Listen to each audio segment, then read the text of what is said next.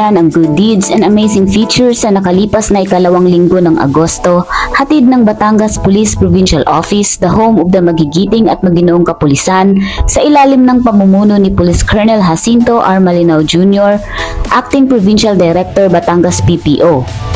Dito sa Bagong Pilipinas, ang gusto ng pulis, ligtas ka. Isang pulis mula sa Rosario MPS, Rosario, Batangas ang nagpamalas ng kabutihan sa isang residente. Nagbigay ng tubig at pagkain ng pulis na siyang ikinatuwa ng husto ng isang tao. Ang simpleng gawaing iyon ng kabutihan ay hindi nakaligtas sa mga mata ng mga nakasaksi. Marami ang humanga sa malasakit na ipinakita ng pulis at ipinakita nito na ang pagiging isang pulis ay hindi lamang tungkol sa pagpapatupad ng batas, kundi pati na rin sa pagiging isang kaagapay at tagapaglingkod sa oras ng pangangailangan. Sa araw na iyon, hindi lang isang tao ang natulungan, kundi ipinamalas din ang tunay na kahulugan ng serbisyo sa bayan. Isang akto ng kabutihan na nagbigay ng pag-asa at lakas sa komunidad. Ang pagtulong sa mga nakakatanda ay hindi lamang isang gawa ng paglilingkod. Ito'y salamin ng ating responsibilidad. Ipinapaalala nito sa atin na habang tayo'y tumatanda, ang kabutihang loob na ipinapakita natin ngayon ay ang kabutihang loob na inaasahan nating matanggap bukas.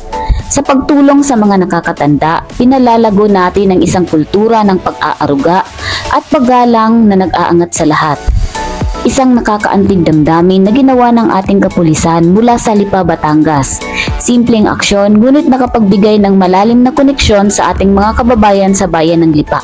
Ang pagtulong sa isang tao ay maaaring hindi makapagpabago sa buong mundo, ngunit maaaring baguhin nito ang mundo para sa isang tao.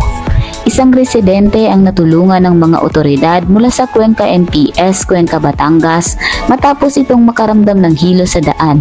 Dali-dali nila itong tinulungan at dinala sa pinakamalapit na pagamutan. Ang isang napakasayang araw para sa isang bata na musmus pa lang ay namulat na sa kahirapan ng buhay.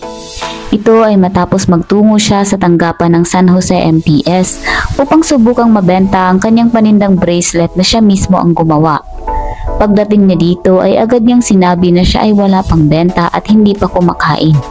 Kaya naman ang ating kapulisan ay walang pagdadalawang isip na patuloyin ang musmus at pakainin ito. At yan ang mga katangi-tanging serbisyo publiko handog ng disiplinadong kapulisan ng Batangas Police Provincial Office sa ilalim ng pamumuno ni Police Colonel Jacinto R. Malinao Jr., Acting Provincial Director Batangas PPO, katuwang ang command group, unit leaders at hepe ng pulisya na walang sawang sumusuporta sa ating mga mamamayan. Dito sa Bagong Pilipinas, ang gusto ng pulis, ligtas ka.